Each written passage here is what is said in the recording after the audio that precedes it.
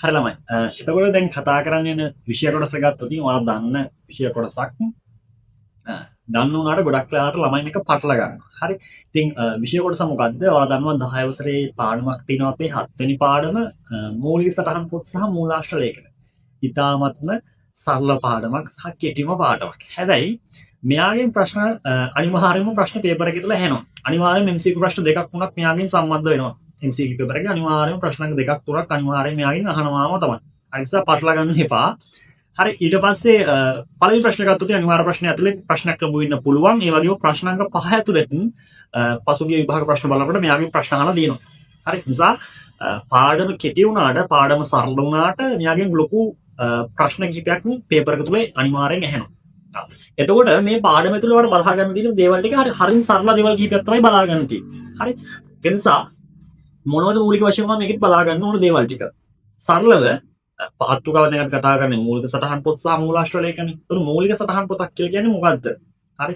අපි මෙහෙම කියනවා මූලික සටහන් පොතක් කියලා කියන්නේ ව්‍යාපාරයක සිදුවන ගනුදෙනු, ඒවායේ ස්වභාවය මත වර්ග කර, ඒවායේ ස්වභාවය හා ගනුදෙනු සිදු වූ දින අනුපිළිවෙල මත වර්ග කර, ඒවා සටහන් කරන්න භාවිතා කරන පොත් වලට අපි කිව්වා මූලික සටහන් පොත් කියලා. හරි. ව්‍යාපාරයක සිදුවන ගනුදෙනු ටික ඒවායේ ස්වභාවය මත වර්ග කරලා ලෙජරේ සටහන් කරන්න කලින් ලෙජර් කිනුම වල සටහන් කරන්න කලින් සටහන් කරන්න භාවිතා කරන පොත් වලට අපි කියනවා මේ මූලික සටහන් පොත් කියලා. හරි සරලව ඔය දහස ඔළුවේ තියාගන්න. හරි. ව්‍යාපාරය සිදුවන ගනුදෙනු අනිවාර්ය ස්වභාවය මත වර්ග කරලා හරි ලෙජර් කිනුම වල සටහන් කරන්න කලින් සටහන් කරන්න භාවිතා කරන පොත් වලට අපි කිව්වා මූලික සටහන් පොත් කියලා. හරිද? එතනදී මේ ව්‍යාපාරික සිදුවන ගනුදෙනු වර්ග 6ක් වලට අපි කතා කරනවා. හරි. ව්‍යාපාරික ප්‍රධාන වශයෙන් සිදු වෙන්න පුළුවන් ගනුදෙනු වර්ග 6යි. එහෙනම් ගනුදෙනු වර්ග 6යි නම් සටහන් කරන මූලික සටහන් පොත් තියෙන්නේ 6යි. එහෙනම් වල මූලික සටහන් පොත් කීයක් තියෙනවද? 6ක් තියෙනවා. හරි. එහෙනම් ව්‍යාපාරයක සිදුවන ගනුදෙනු වර්ග 6 මොනවද? අන්නේ ගනුදෙනු වර්ග 6ට අදාළව මූලික සටහන් පොත් මොනවද කියන එක මතක තියාගන්න ඕන. හරි. මේ ලේසි විෂය කොටසක්. හරි පටල ගන්න තුව හරියට ඔළුවට දාගන්න. ලකුණු ටික නිකම්ම ගන්න පුළුවන්. හරි. පළවෙනි එක ව්‍යාපාරයේ සිදුවෙන්න පුළුවන් ගනුදෙනුවක් තමයි මුදල් ලැබීම සහ ගෙවීම. හරි. ව්‍යාපාරයේ මුදල් ලැබීම සහ ගෙවීම. ඒතර මේ මුදල් ලැබීම සහ ගෙවීම කියලා කියන්නේ මේ ව්‍යාපාරයේ ඇතුලේ සිදුවන එක්තරා ගනුදෙනු විශේෂයක්. ඒතර ඔය ගනුදෙනුව සටහන් කරන්න වෙන මූලික සටහන් පොතක් පාවිච්චි කරනවා. අපි යාට කියනවා මුදල් පොත කියලා. එහෙනම් මුදල් ලැබීම සහ ගෙවීම සටහන් කරනවා මුදල් පොතේ. හරි. ඊට පස්සේ අපි කතා කරනවා ව්‍යාපාරයක් ඇතුලේ වෙන්න පුළුවන් සුළු මුදල් සම්බන්ධ ගනුදෙනු. හරි. සුළු වියදම් ගෙවීම සම්බන්ධ ගනුදෙනු. නැත්නම් සුළු මුදල් ආශ්‍රිත ගනුදෙනු. ඒ කියන්නේ ව්‍යාපාරය ඇතුලේ සුළු වටිනාකම් සහිත ගෙවීම සිද්ධ වෙන්න පුළුවන්. අපි ඒවට කියනවා සුළු වටිනාකම් සහිත ගෙවීම සම්බන්ධ ගනුදෙනු. එතකොට සුළු මුදල් සම්බන්ධ ගනුදෙනු සටහන් කරන්න පාවිච්චි කරනවා සුළු මුදල් පොත. ඊට පස්සේ අපි කතා කරනවා ව්‍යාපාරය ඇතුලේ වෙනවා මේ ජංගම ගිණුම ආශ්‍රිත ගනුදෙනු. නැත්නම් කියනවා බැංකු ගිණුම ආශ්‍රිත ගනුදෙනු. හරි. බැංකු ගිණුම ආශ්‍රිත ගනුදෙනු සිදු වෙන්න පුළුවන්. ඒ කියන්නේ චෙක් පත් නිකුත් කිරීම, චෙක් පත් ලැබීම සම්බන්ධ ගනුදෙනු. ඒකට අපි කියනවා බැංකු ගිණුම ආශ්‍රිත ගනුදෙනු කියලා. ඒතර මේ බැංකු ගිණුම ආශ්‍රිත ගනුදෙනු සටහන් කරලා අපි මූලික සටහන් පොත් පාවිච්චි කරනවා බැංකු ගිණුම. හරි.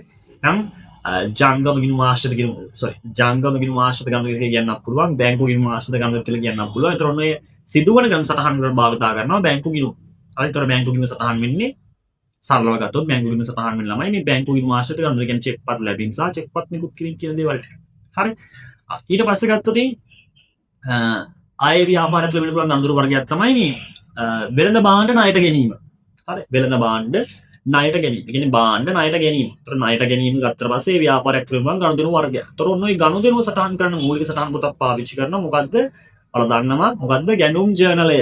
එහෙනම් ව්‍යාපාරයේ වෙළඳ භාණ්ඩ ණයට ගැනීමක් සිද්ධ කරනවා නම් ඉතින් භාණ්ඩ ණයට ගැනීමක් සිද්ධ කරනවා නම් අන්න සටහන් කරනවා කොහෙද?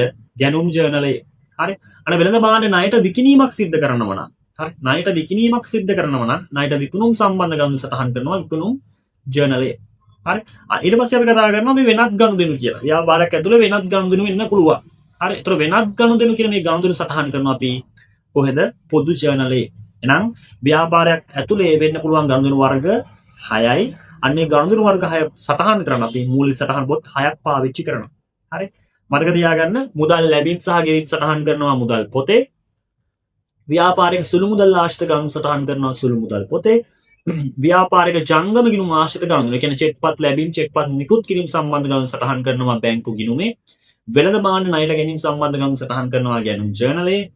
වෙළඳ භාණ්ඩ ණයට විකුණුම් සම්බන්ධ ගනුදෙනු සටහන් කරනවා විකුණුම් ජර්නලයේ.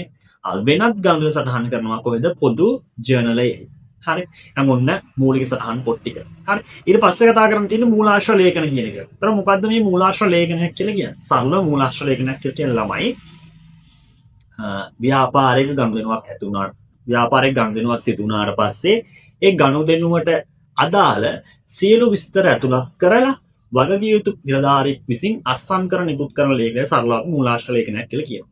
මොකද්ද මූලාශ්‍ර ලේඛනයක් කියලා කියන්නේ? සරලයි ව්‍යාපාරික ගනුදෙනුවක් සිද්ධ වෙනවා. අන්නේ ගනුදෙනුවට අදාළ සියලු විස්තර ටික ඇතුළත් කරලා වගකිව යුතු නිලධාරියෙක් විසින් අත්සන් කර නිකුත් කරන ලියවිලට කියන මූලාශ්‍ර ලේඛනයක් කියලා. හරිද? එතකොට අර කතා කරපු මූලික සටහන් පොත් 6ට අදාළව තියෙනවා මූලාශ්‍ර ලේඛන වර්ග කිහිපයක්. හරි? කතා කරපු මූලික සටහන් පොත් වලට අදාළව තියෙනවා මූලාශ්‍ර ලේඛන කිහිපයක්. හරි මුලින්ම කතා කරා මුදල් පොත. ඒතර මුදල් පොතට අදාළ මූලාශ්‍ර ලේඛන දන්නවා දෙකක් තියෙනවා. හරි? මොකද මුදල් පොතේ ගනුදෙනු වර්ග දෙකක් සටහන් වෙනවනේ. මුදල් ලැබීම සහ මුදල් ගෙවීම. ඒතර මුදල් ලැබීම වලට අදාළව පාවිච්චි කරනවා ලදු පත කියන එක. මුදල් ගෙවීම වලට අදාළව පාවිච්චි කරනවා ගෙවීම් වවුචරය කියන එක. හරි මතක තියාගන්න නම් මුදල් පොතට මූලාශ්‍ර ලේඛන දෙකක් තියෙනවා. මුදල් ලැබීම නම් ලදුපත, මුදල් ගෙවීම නම් ගෙවීම් වවුචරය. හරි. ඊට පස්සේ සුළු මුදල් සම්බන්ධව ගෙවීම සටහන් කරා සුළු මුදල් පොතේ. ඒතර සුළු මුදල් පොතේ මූලාශ්‍ර ලේඛනය. නම් සුළු මුදල් සම්බන්ධ ගනුදෙනු සටහන් කරන මූලාශ්‍ර ලේඛනත් කියනවා මොකද්ද? සුළු මුදල් වවුචරය. හරි. සුළු මුදල් ගෙවීම් වවුචරය. හරි. සුළු මුදල් ගෙවීම් වවුචරය. ඊට පස්සේ අපි කතා කරා මේ බැංකු ගිණුම නේ මතක ඇති. ජංගම ගිණුම ආශ්‍රිත ගණන්. නැත්නම් චෙක්පත් නිකුත් කිරීම චෙක්පත් ලැබීම සම්බන්ධ ගණන් සටහන් කරා අපි බැංකු ගිණුම. ඒතර බැංකු ගිණුම ගත්තට පස්සේ මේ බැංකු ගිණුමේ මූලාශ්‍ර ලේඛන කීපයක් තියෙන්න පුළුවන්. හරි. අපි කතා කරනවා බැංකු ගිණුම මූලාශ්‍ර ලේඛන විදිහට බැංකු ප්‍රකාශනය, හරි, පිළිපත, හරි, මුදල් තැන්පත් කිරීමේ කුවිතාංශය, හරි, චෙක් තැන්පත් කිරීමේ කුවිතාංශය. හරි ඔන්න ඔය වගේ මූලාශ්‍ර ලේඛන 4ක් විතර මේ බැංකු ගිණුමට තියෙනවා. හරි එහෙනම් බැංකු ගිණුමේ මූලාශ්‍ර ලේඛන හැමෝටම වල කීපයක් ලියන්න පුළුවන්. හරි මතක තියාගන්න බැංකු ප්‍රකාශනය, පිළිපත, මුදල් තැන්පත් කිරීමේ කුවිතාංශය සහ චෙක් තැන්පත් කිරීමේ කුවිතාංශය.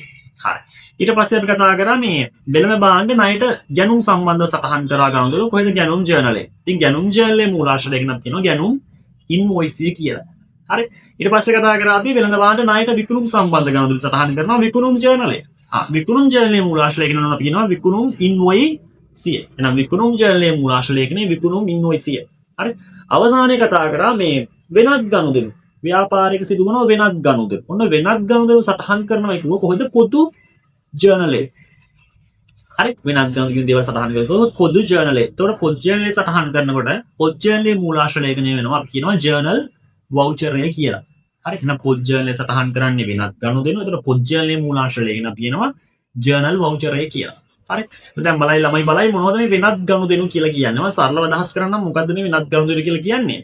තමයි වෙනත් ගනුදෙනු කියන්නේ මේ ව්‍යාපාරයේ සිදුවන සමහර ගනුදෙනු තියෙනවා ළමයි. ඒ ගනුදෙනුව සටහන් කරනකොට අර අපි කලින් කතා කරපු කිසිදු මූලික සටහන් පොතක ඒ සටහන් වීම සිද්ධ වෙන්නේ නැහැ. ඒ ගනුදෙනු සටහන් වෙන්නේ ලෙජරේ ගිණුම් දෙකක විතරයි. හරි කියන දේ පැහැදිලිද හිතමන්. හරි මේ වෙනත් ගනුදෙනු කියලා කියන්නේ මෙන්න මෙහෙම දෙයක්. වෙනත් ගනුදෙනුවෙන් අදහස් කරන ළමයි සමහර ගනුදෙනු තියෙනවා ව්‍යාපාරයේ. ඒ ව්‍යාපාරයේ ගනුදෙනු ගිණුම්ගත කරනකොට ඒ ගනුදෙනුව ලෙජරේ ගිණුමක් හර සහ බැරවීම විතරයි සිද්ධ වෙන්නේ. අර කලින් කතා කරමු කිසිම මූලික සටහන් පොතක සටහන් වෙන්නේ නැහැ. හරි මුදල් පොතේ සටහන් වෙන්නේ නැහැ. බැංකු ගිණුමේ සුළු මුදල් පොතේ ගැනුම් ජර්නලේ විකුණුම් ජර්නල්. ඒතකොට මූලික සටහන් පොතක ගනුදෙනු සටහන් වෙන්නේ නැහැ. සටහන් වෙන්නේ ලෙජරේ ගිණුම් දෙකක විතරයි. අන්න ඒ වගේ වෙනත් ගනුදෙනු සටහන් කරන් පාවිච්චි කරනවා කවුද? අන්න පොදු ජර්නල්. පොදු ජර්නලේ මූලාශ්‍ර ලේඛනය ජර්නල් වවුචරේ. දැන් උදාහරණයක් දෙන්න වෙනත් ගනුදෙනුවකට. හිතන්නකෝ අයිතිකාරයා අමතර ප්‍රාග්ධනයේ විදිහට මෝටර රථයක් යොදවනවා. හරි අයිතිකාරයා අමතර ප්‍රාග්ධනයේ විදිහට මෝටර රථයක් යොදවනවා. එතකොට මේ ගනුදෙනුව ගිණුම්ගත වෙන්නේ කොහොමද බැලුවොත් කොහොමද ගිණුම්ගත වෙන්නේ? අයිතිකාරයා අමතර ප්‍රාග්ධනයේ විදිහට මෝටර රථයක් යොදවනවා නම් මෝටර රථ වත්කම වැඩි වෙනවා. නිසා මෝටර රථ ගිණුම හර වෙනවා ප්‍රාග්ධන ගිණුම බැර වෙනවා. මෝටර රථ ගිණුම හර ප්‍රාග්ධන ගිණුම බැර. හරි ලෙජරේ ගිණුමක් හර වෙනවා ලෙජරේ ගිණුමක් බැර වෙනවා. කිසිදු මූලික සටහන් පොතක සටහන් වීමක් වෙන්නේ නැහැ. අන්න එතකොට ඒක අපි සටහන් කරනවා කොහෙද? පොදු ජර්නලේ. අන්න ඔය වගේ සම්බන්ධ ගනුදෙනුවට අපි කියනවා මොනවද වෙනත් ගනුදෙනු සටහන් කරනවා පොදු ජර්නලේ. පොදු ජර්නලේ මූලාශ්‍ර ලේඛනය ජර්නල් වවුචරය. ඉතින් මේ කොටස බලහා ගන්න තියෙන මෙන්න මෙච්චරයි. හරියටම මූලික සටහන් පොත් ටික දාගන්න ඔලුවට ඒ මූලික සටහන් පොත්වල සටහන් කරන ගනුදෙනු මොනවද කියන එක ඔලුවට දාගන්න සහ ඒ මූලික සටහන් පොත්වලට දාලා මූලාශ්‍ර ලේඛන මොනවද කියලා ඔලුවට දාගන්න. ඔය ටික ඔලුවේ තියෙනවා නම් අනිවාර්යයෙන්ම එක්සෑම් එකේදී දැන් ඔය අනිවාර්යයෙන්ම ලියන කොමර්ස් පේපර් එක කොමර්ස් ලියන පේපර් එකේදී අනිවාර්යයෙන්ම ඔතන ප්‍රශ්නයක් ඇතුලේ තියෙනවාම තමයි. හරි. ඒ නිසා ඔය කොටස් ටික හරියට ඔලුවට දාගන්න. දැන් කතා කරන කොටස් ටික හරි ඒ ටික ඔලුවට දාගන්න. එතකොට අනිවාර්යයෙන්ම අහන ප්‍රශ්නෙට හරියට ඔයාලට උත්තරේ ලියා ගන්න පුළුවන්. හරි. එහෙනම් හැමෝටම ජය වෙන්න කියලා ප්‍රාර්ථනා කරනවා.